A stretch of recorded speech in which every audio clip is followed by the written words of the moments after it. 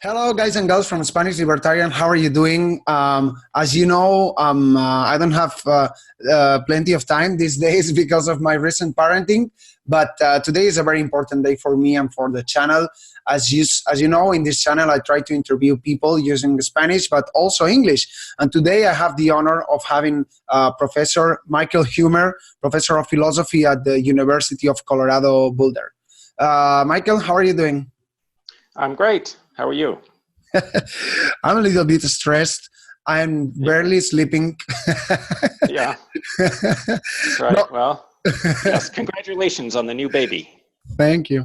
But I'm very happy a part of that because as I was telling you off camera, you are, maybe you are not aware of that, but you have been influencing many Spanish libertarians such as Juan Ramon Rayo and other Facebook groups. They always talk about you and on your book. And I think this is going to be exciting and interesting. So here we go.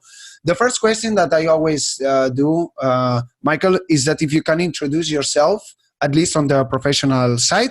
So the question is, who is Professor Michael Huemer? When you want. Yeah, so, I got a BA from UC Berkeley and a PhD from Rutgers University in philosophy. And I've been working at the University of Colorado since then for like about 20 years. I have about 70 articles published in ethics, political philosophy, metaphysics, and epistemology. And I have 6 amazing books that your viewers should immediately buy. So just go to Amazon and look up my name. Don't worry, I will leave all the links in the description.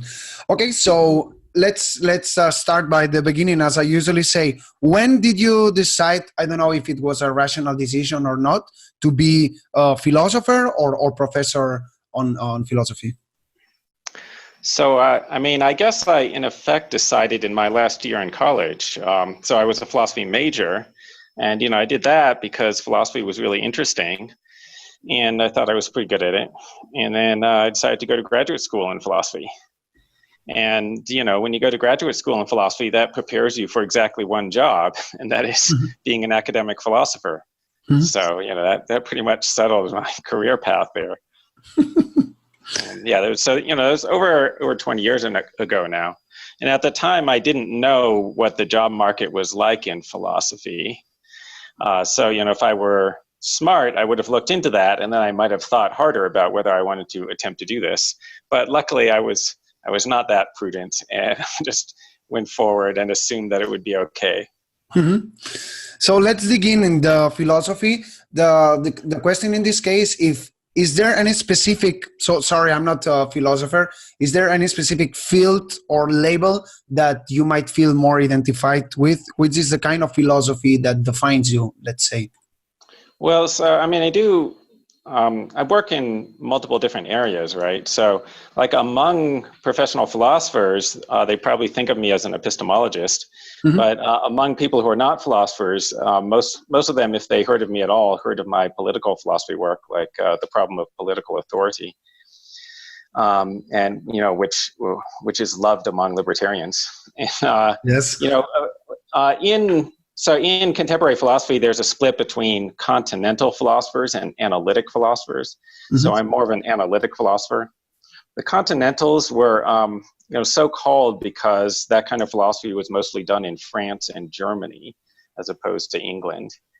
And basically, the analytic philosophers are clearer and more concerned about giving logical arguments and responding mm-hmm. to objections and things like that. Mm-hmm.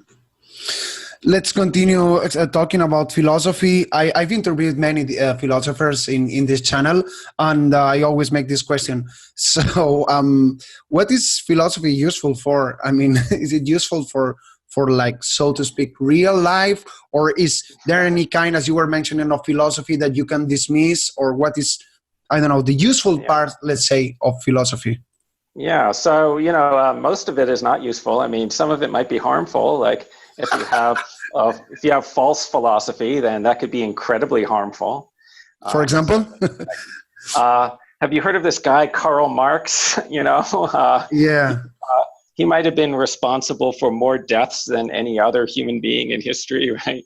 Wow. because like over 100 million people were killed by Marxist regimes in the 20th century, right?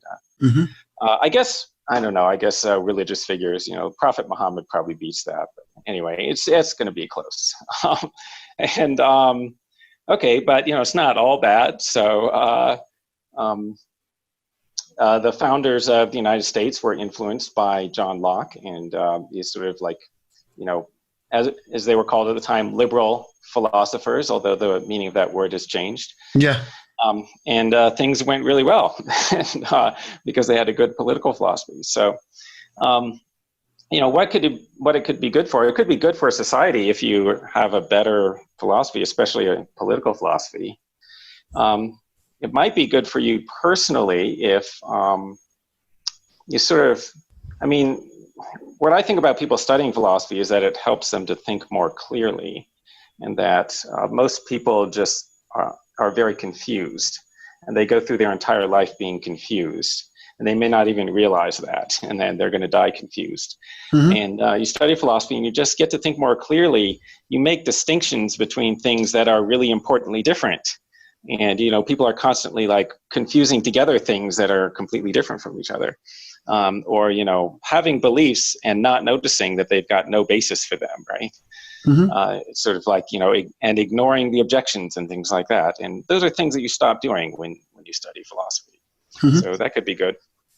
So would you say like the ultimate goal, it's like enlightenment, so to speak? I know this is a very spiritual word, but it sounds or it reminds me like that, what you were saying, Michael.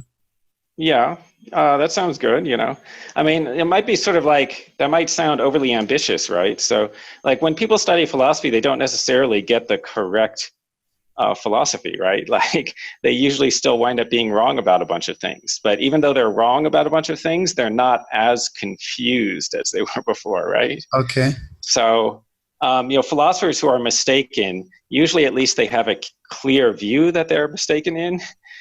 And ordinary people, when they're mistaken, like they don't even really know what they think, they're thinking like three different contradictory things. So, there's some improvement there. Mm-hmm. Like saying that we're going to get enlightened is like, that is very optimistic. And, if you're lucky, that will happen. But, at least you can be, a little bit more coherent. Mm-hmm. The last question on this topic, sorry, but I'm very curious about it. You mentioned the correct philosophy or the correct ideas. So which are these correct ideas, so to speak? Well, so, that's kind of a long question to answer, right? But I can refer you to some great sources. There are 6 wonderful books, which you can find on Amazon. Okay. Written by Michael Huemer. Right. Now, your audience, I gather, are mostly libertarians. So yeah, mostly. I would suggest The Problem of Political Authority. But, they probably already know about libertarianism, so maybe they don't need mm-hmm. they don't need that. But what's the correct political philosophy? Correct political philosophy is a kind of skepticism about authority. That is the most important thing that people need to figure out about government is that, the people in government are not really morally special. Exactly. They don't really have rights that everybody else doesn't have. And you don't really have obligations to them that you don't have to anybody else, right? That's the most important thing. Mm-hmm. Okay, so I wanted to talk about libertarianism, and you introduced it to me. Before talking about libertarianism itself, I would like to ask you a personal question. When did you realize, talking about enlightenment, right, that you were libertarian or libertarian leaning in a way? Well, I guess in college. I think that I'm sort of a natural libertarian, right? So like if you look at the characteristics that go along with libertarians, I have them, right? Like the things that they're interested in, the kinds of movies that libertarians watch, I watch. So that really makes it seem like I might be a genetic libertarian or something. But when I became explicit about it, I guess, was in college, and it was partly the result of it was the influence of Ayn Rand and her novels. Okay. It made me realize that I was libertarian, I guess. Uh-huh. But then I've seen or I've read that you have been very critical with objectivism. Can you summarize more or less your criticisms? Because in a way, it has happened to me or many people that I know. You enter thanks to Ayn Rand, but then in a way you dismiss some of her ideas. Yeah. So it would be hard to summarize all of my criticisms because there are kind of a lot. So maybe the most important thing is, okay, so Rand thinks that the way to defend capitalism is by appealing to egoism. Like, oh, everybody should be completely selfish, and that's why we need capitalism. I think that's a terrible way of defending capitalism. Yeah. So number one, that's completely false, right? Like, I think egoism is just an obviously wrong philosophy. And number two, you are not doing favors to the rest of the liberty movement. You're totally playing into the hands of the statists by saying that, right? Because that's their line. Capitalism is based on selfishness. It can only be defended by these lovers of selfishness, right? But I mean, kind of more generally, look, this is my diagnosis of what happened with Ayn Rand. She's very smart and she was a very independent thinker, which meant that she could have been a good philosopher. And she could have been a much better philosopher than she was if she had taken other philosophy seriously enough to learn about it. Exactly.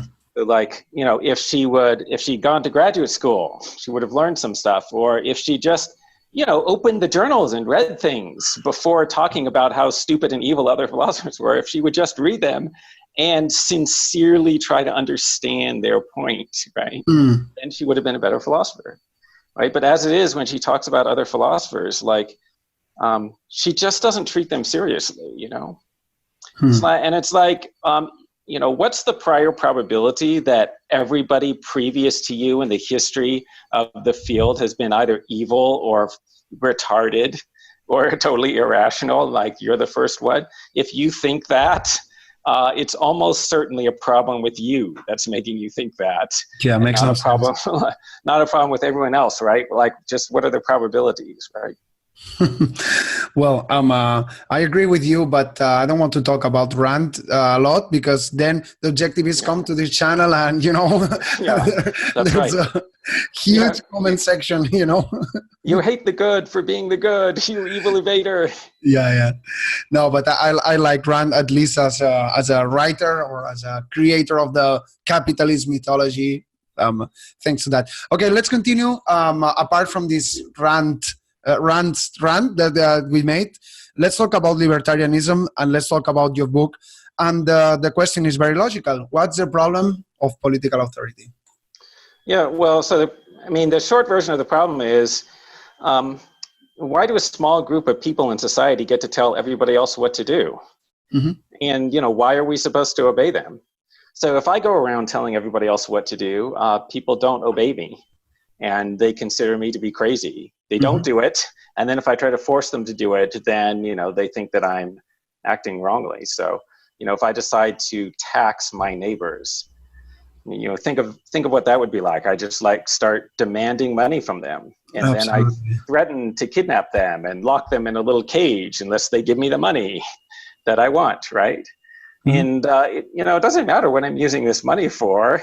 Like, even if I'm using this money for these great charitable causes, people would still think that I can't do that. That's not right, right? So, there's 2 points. One is they would think I was acting wrongly. And number two, they would think that they have no obligation to give me the money. Okay, but that's exactly what the government is doing. So the question of, why does the government get treated differently? And the answer to that is the government has authority. Yeah. More specifically, political authority. So then the question is, so what's the basis for their political authority?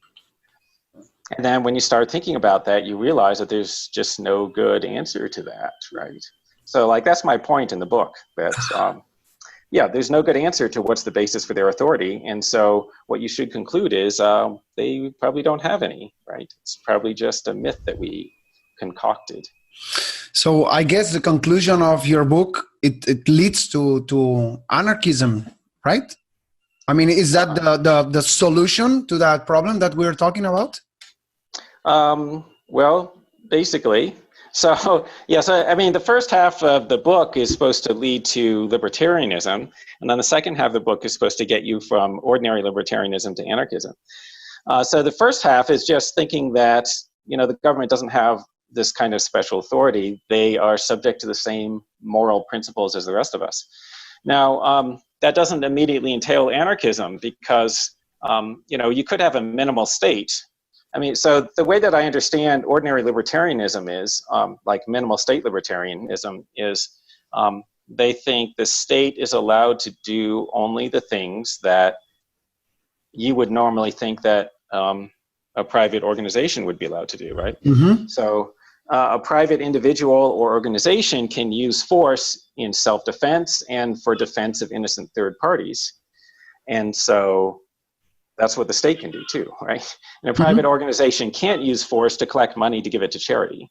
And so the state shouldn't be allowed to do that either, right? So like, the minimal state libertarians are with me on the authority issue, I think. I think that's basically the basis of libertarianism. And they disagree with me in that they think there's no way of providing security feasibly in a society without having a monopoly provider, right? Mm-hmm.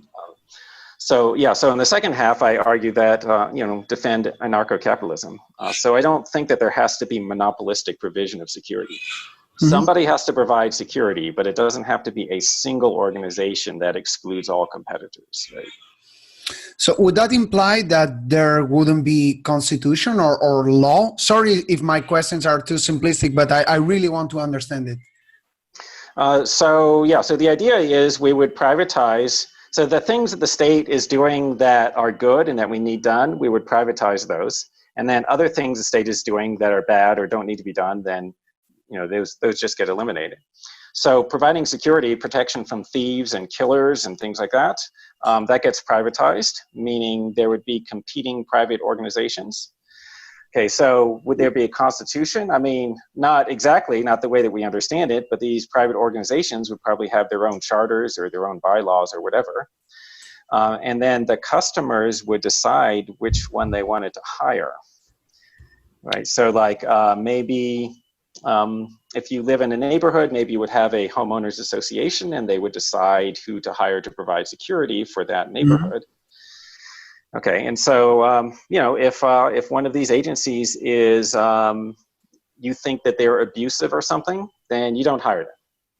And, you just hire the ones that have the best reputation for whatever it is that you want, right? Mm-hmm. For like providing security, but not shaking down the members and, not terrorizing people. Let's continue digging in because I think this is pretty interesting. One question that I always have in my mind, I think it's the best occasion to share it with you. So why, playing the devil's advocate, why, if we look at the modern history or history in general of humanity, there has been always state or coercion or centralization of power or whatever. So the question is, do you think that this, the coercion, let's say, it's inherent in the human beings or I don't know, what's the explanation of that? Well, I mean, in a sense, yes. So because human beings are selfish, and so that is kind of part of human nature. That's kind of genetically programmed. Yeah. I'm not saying people are 100% selfish, or I'm not saying they're maximally selfish, but they are, like 99% selfish or something like that. Yeah. I think that's probably just genetically programmed. But whatever the case may be, that that's a widespread observation. And then some people realize that they could use force to exploit other people, to take other people's resources, or just do whatever they want that other people are not going to like. And so then you have to respond to that with force. Mm-hmm. If somebody else is using force, like there's nothing below that you can do that's an adequate response. So then, okay, but so why are there governments everywhere, right? So there has to be some kind of coercion. Like there has to be somebody who's willing to stand by and protect people from predators, right? Like human social predators. it doesn't have to be monopolistic, right? So it doesn't have to be that there's a single organization in a single geographical area. Mm-hmm. Now, that is the way that it is now. So, you might wonder, like, yeah, why is it that way now? Yeah. I mean, basically, I think, the origin of government is some tribes attacking other tribes to take them over in order to exploit them. Yeah. Because, like, people have wanted to do this for a long time, like, whatever. People always want to do that.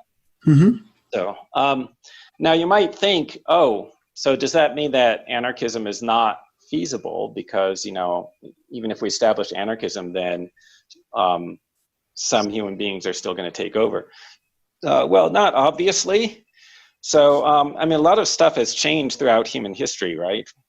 So if you kind of like think about the way human beings have been, the way human societies have worked in the past, if you go back hundreds or thousands of years, it's radically different now. So if you went back a couple hundred years, basically every society would be a dictatorship or something like that. Yeah. And then if at that time you had said, hey, let's do this thing, democracy, we'll just have like everybody vote, and and people would have said, no, you're crazy, right? They would say that's infeasible, people are stupid, they will and then some strong man will just take over, whatever. Turned out it worked. Part of why it worked is they're kind of changing values. So like, part of what we see over human history is that although human beings are horrible, they become a little bit less horrible over time, right? Mm-hmm. And so if over the course of centuries, they get less horrible and less horrible, right? So it may well be that anarcho-capitalism wasn't feasible 2,000 years ago. It's like, I mean, I don't really know, but it may have not been feasible then because people were too horrible. And but people have become a lot less horrible over the last 2,000 years. Okay, now, I mean, that doesn't exactly answer why it would be stable, but basically, the short answer is it's really hard to get a monopoly in most markets. It's really hard to get a monopoly unless you have help from the government. Mm-hmm. So basically, like once this one monopoly is created, and by this one monopoly, I mean the government, once this one monopoly is created, it's possible for it to create other monopolies. But if you don't have any monopolies to start with, it's really hard for somebody to monopolize an industry. I get it. So that sounds to me like the Steven Pinker's argument, so to speak. Do you agree with that statement? Yeah. So that book by Steven Pinker, The Better Angels of Our Nature, kind of documents the ways in which people have gotten less horrible, right? His subtitle, Why Violence Has Declined or something like that, really kind of undersells it. So violence has declined, but also just like a lot of ways, there are a lot of ways in which people have gotten less horrible. Mm-hmm. Okay.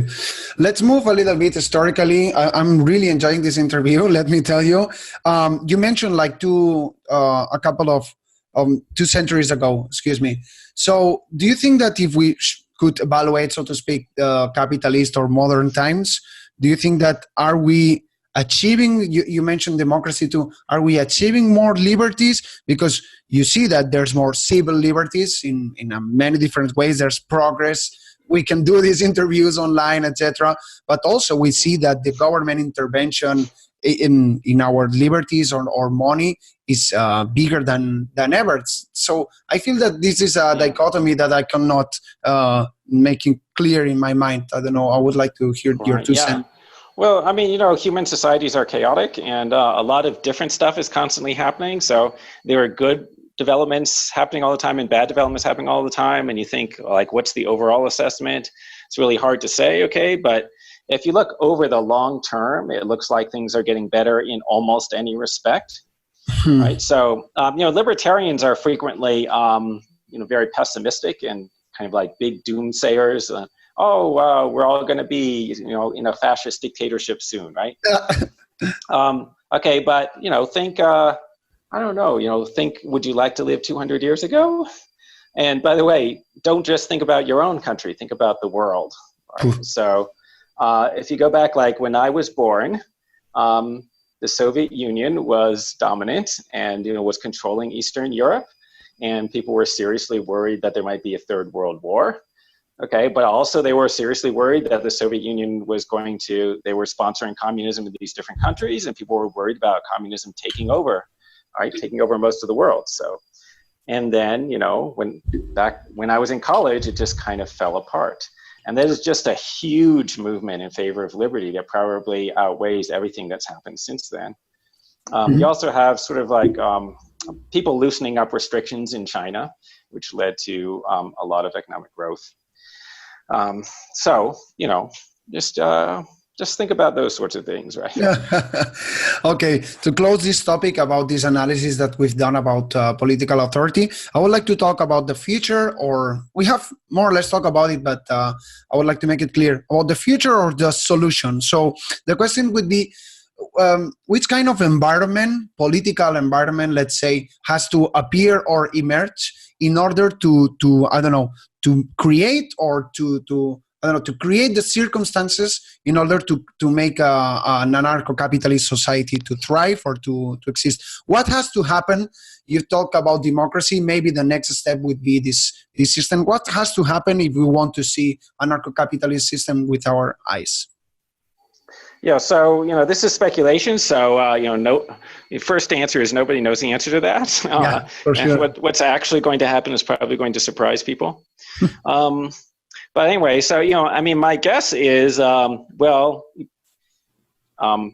maybe you have to get to liberal democracy first, right? So, I mean, my idea about the way anarcho-capitalism would come about is, well, maybe, you know, first of all, a lot more people have to believe in libertarianism. So the reason why it can't happen now is hardly anyone wants anarchy. Yeah. And that means that even if everyone in the government resigned today, the next thing that would happen, right, later that day is a bunch of people would say, oh my God, we need to set up a government right now. Yeah, welfare state. Right, and because everyone would agree with it, or like, you know, 99% of the country would agree with them, it would happen. Right, so like, okay, so first thing is we need sort of a change in public opinion,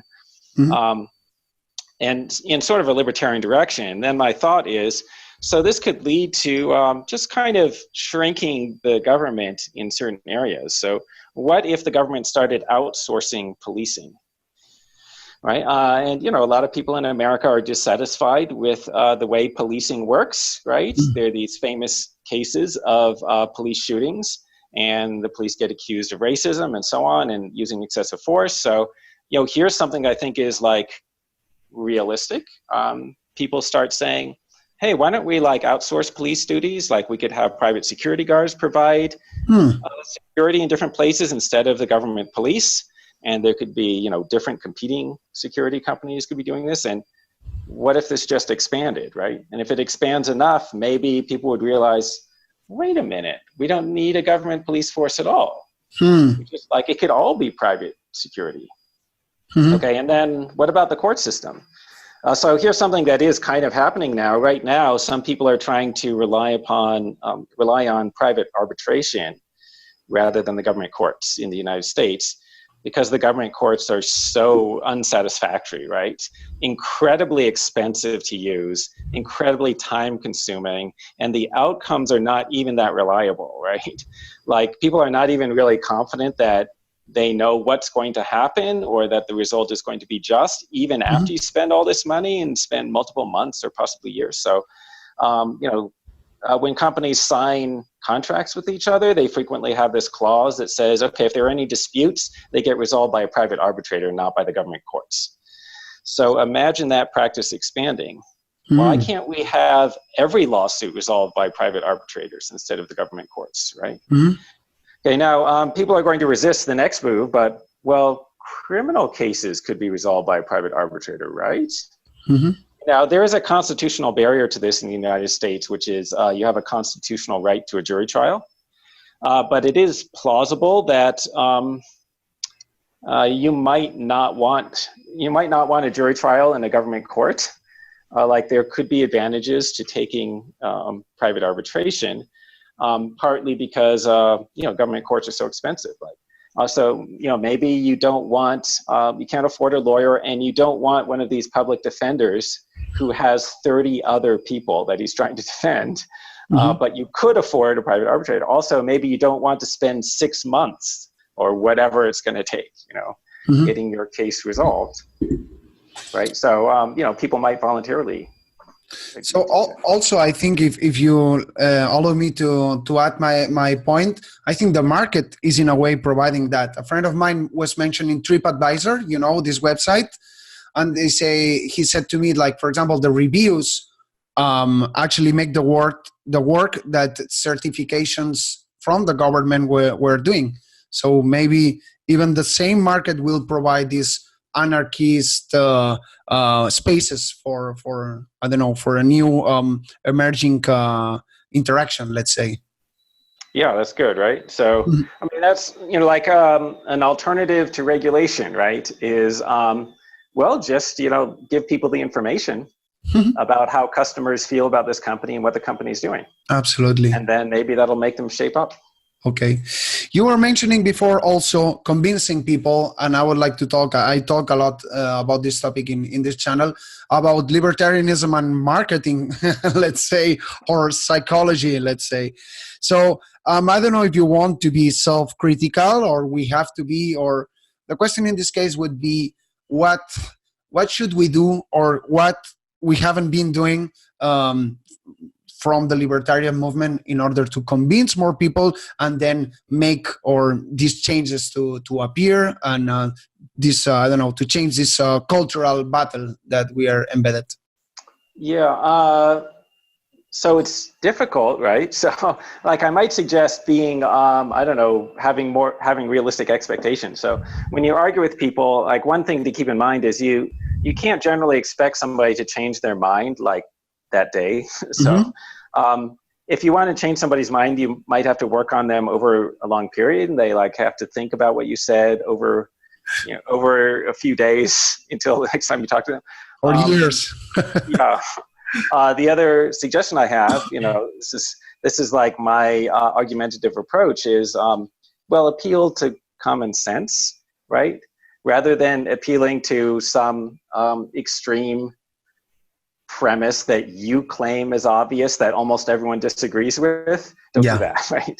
Exactly. Okay, like harking back to an earlier point, don't try to defend libertarianism by appealing to egoism, the least popular ethical theory in society, right? Absolutely.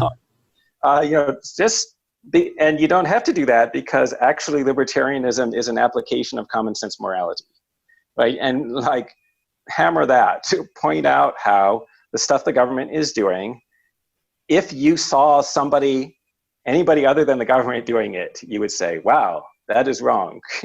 Right? And most people get that point. They realize that there's something funny about that, right? And then, just try to press people to explain, so why do they get to do that? Why do they get to do this thing that you would agree was wrong if somebody else was doing it? But on the other side, I was watching your TED Talk a conference that you gave. We are battling against, let's say, not battling, I don't want to use this word, but you get my point, against irrationality, against the irrationality of voters you were mentioning. So is it possible to win this battle against rationality, or maybe it's a matter of incentives or the institutions, or I don't know, how do you see it? Well, I'm not sure. So, I mean, if a person is not committed to rationality to begin with, which is maybe true of most people, then it's going to be really hard. Okay, but I mean, part of why I gave that talk, the TEDx talk about irrationality, was I think that kind of identifying the problem helps to deal with it. Yeah. Right? So if people become aware of what they're doing, then they don't want to do it anymore. Right? So if people realize that what they're doing is forming beliefs based upon what's comforting to them, then it becomes less comforting to them, right? Which makes it harder to keep doing it. Right? So because, I mean, what people want to do, when they're forming their political beliefs, they want to portray themselves as working for the good of society. And sometimes you can point out things to them that make them realize that they're not working for the good of society, right? So if they realize that, so if you sincerely care about the good of society, that means that you would spend time trying to find out trying to figure out what's good and trying to get rid of the mistakes in your belief system. On the other hand, if you're only trying to make yourself feel good about yourself, then you would not do those things. Mm-hmm. And then, so, okay, that's kind of logical, right? So, okay, and then which thing are you doing? and if you follow the logic of this, then you feel some pressure to spend time trying to correct your belief system so that you won't have to admit that you don't care about society and you're just trying to make yourself feel good. Good point. Okay, Professor Michael, we are close to finish. I think I only have like 2 or 3 more questions. I would like to end this interview talking about the future. We live in uncertain times. I don't know, for example, talking about climate change, it seems that the world is going to end. Many people talk about automatization, in artificial intelligence. I don't know, I know I'm not giving you any specific question. Let's talk about these topics a little bit, because this is what we have to face in the next years. Yeah. So, how is humanity going to end? Let's think about that. So, by the way, just as a interesting point. So, first of all, humanity is going to end someday. That's probability 100%, right? Okay. Because eventually the universe will reach thermal equilibrium, in which it's physically impossible for life to exist. So humanity will definitely end. But there's a question of whether it will be soon or in the distant future, right? So we should think about the things that are most likely to end the species, relatively soon. Mm-hmm. Climate change, I think, is not one of them, right? So, and it's not because I don't believe it's real or whatever. Like, okay, I believe it has gotten hotter. I believe it's gotten like 1 degree hotter over the last century or whatever it is. And I believe that's going to continue. It's not going to kill everybody. Like, calm down, okay? The climate has gone up, degrees up and down by a few degrees over geologic history. It did not destroy all life on Earth. Now, it is going to have some costs, but, okay. But I mean, it's a long-term thing. I mean, relatively long-term. So, like a century from now, maybe it'll be a degree warmer. Maybe it'll be a few degrees warmer. And then, in fact, maybe oceans will rise, and maybe we're going to have to build dikes around the coastal cities and things like that. And it's going to be expensive, but it's going to be 100 years from now. So we're going to have a lot more money than we have now. Okay. Mm-hmm. And there's a lot of problems right now that are killing millions of people right now. Absolutely. And we could spend money on it. Like if you're going to spend $1 trillion to delay global warming by 10 years, because, and I don't know the exact numbers, but that's not like, wildly off, like about the sort of thing that we're talking about. If you're thinking of doing something like that, think about spending the $1 trillion fighting malaria, because that's going to save hundreds of millions of lives. Okay.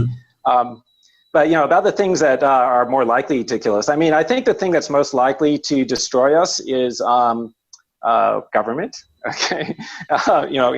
In a short word, but in more elaboration, so far there's exactly one technology known that plausibly could extinguish the human species.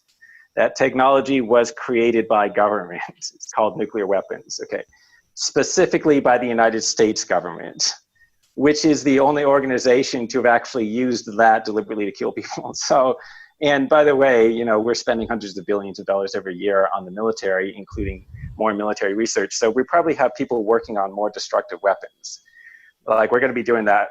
Going to be doing that all the time. We're always trying to figure out ways of getting better weapons, i.e. more destructive. Oh, God. So, the most likely, as far as I can figure, the most likely way that we get wiped out is by weapons of mass destruction, probably created by governments, because they're the ones who have created every weapon of mass destruction so far. And actually, they're the ones governments have created like all of the best weapons. Right? Mm-hmm. So, we should think about that. I don't know. It's possible that moving to anarchy would extend the life of the human species.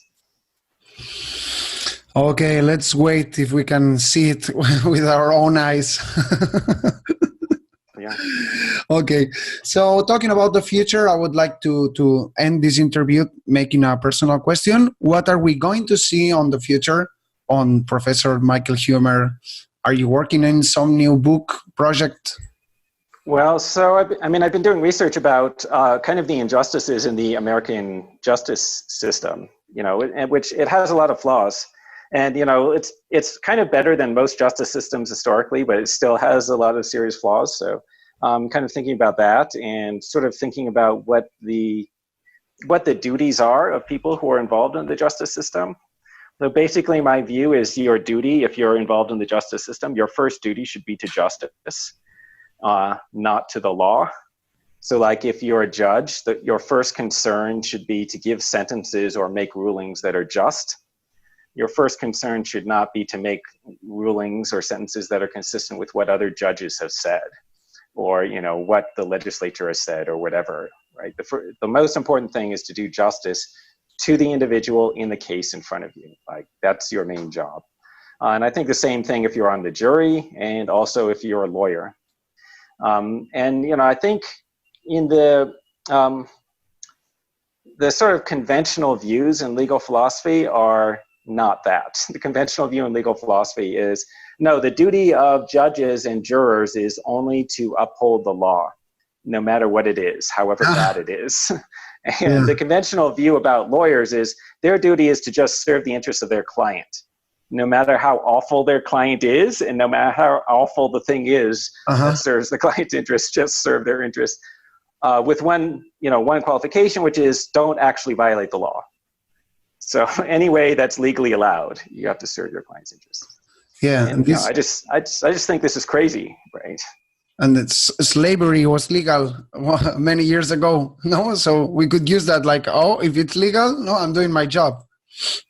Yeah, no, and that's what people think. Like, I think like conventional thinkers, if you talk to judges, most of them think, yeah, slavery was really bad, but the only way to get rid of it is you have to convince the legislature to outlaw it, right? You can't just like violate the law and let the slaves go, right? So, sorry, but that was an interesting statement. So, do you think that it's legitimate to not obey the law according to your own ethics or morality, let's say? Well, if the law is wrong, then it's illegitimate. The law itself is illegitimate. So yeah, but who defines what is wrong and what is not? Nobody defines it, right? So, like, oh, why is slavery wrong? No, so slavery is not wrong because I said it. It's not wrong because anybody else said it either, right? It's not wrong because somebody said it. No, it's wrong because, it's like violating self-ownership. Yeah, exactly. So, individuals should have the right to own themselves, and there's no basis for this person just because he doesn't have much melanin in his skin to have control over this other person just because his skin happens to be darker. It's like, that's totally arbitrary. Yeah, at the end, libertarianism is about self-ownership, more or less, as you were mentioning. That would be like the core definition, or at least this is how I see it. Yeah, right. That's a fundamental principle, right? If you own anything, it should be your own person, right? Exactly. More than anything else. Okay, I'd like to end with that. The last question, I always make the same question. It's also a personal one. Is that if you can give us some advice to some person that might have a profile similar than yours, some philosopher or some libertarian, any advice that you have been learning through the last years? I don't know. Like other people you could interview? Because if you haven't interviewed Jason Brennan, think about that. Oh yeah, I would like to do that, yes. Yeah, because that'll probably be fun. Yeah, I knew him in Barcelona. He went to talk about this epistocracy, etc., and it was very interesting. Yeah, sounds fun. So I know you already did Brian Kaplan, so yeah, too late to advise that. Yeah, I love American philosophers. So do you want us to give any advice to some young philosophers, so to speak, or maybe if you want, I skip this question. Advice to young philosophers. I'm not sure. Like I have some advice for people who are considering graduate school in philosophy. And, one thing is have realistic expectations, because it is a very demanding profession. It's highly competitive, right? So, whatever your opinion is of your abilities, you should probably downgrade that by a few notches, because you probably don't realize just how competitive this field is and how many very smart people want to do it, right? So, wow. Yeah. Who would, I wouldn't have never expected this. Okay, my Professor Michael Huemer from Professor of Philosophy at the University of Colorado Boulder. Thanks a lot for your time. I think we have been talking like 45 minutes. It has been very interesting. And if I have a personal checklist, I can do that because I really wanted to talk with you and I really had a good time. Before I close the interview, I don't know if you want to add something. So tell the viewers to go to my blog, fakenews.net. Okay, yeah, I will leave all this, all your links to your books and fake news and other websites in the description comments. And okay, again, thanks a lot, Michael Huemer, for your time and your knowledge and your expertise. And I'm very glad that you wanted to share it with me and your audience. And you, the audience, I hope you enjoyed this talk. And if you like that, please leave a comment. Respectfully and with using education. I don't know. I think I will hear again this interview because we've linked many concepts that I consider very important to reflect on. Okay, Michael, thanks again for your time, and I hope to see you soon. Okay, thanks for having me. Bye.